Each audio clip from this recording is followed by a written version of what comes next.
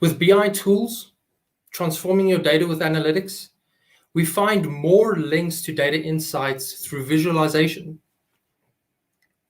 We use purpose-built tools that mine and analyze the data. We have tools that can give statistics based on machine learning or artificial intelligence that's baked in from development. So where can Opennetworks help? And where has Opennetworks gone that can offer more understanding of what data analytics is?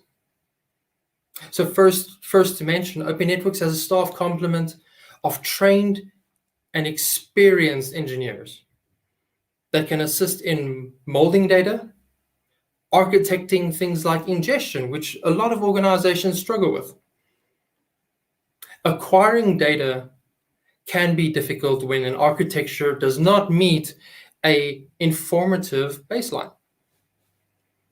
Opennetworks partners with an organization to transform insights. We support and work to understand that there is a constant change in analytical understanding. And we try to stay abreast of these changes and keep most relevant tools on offer.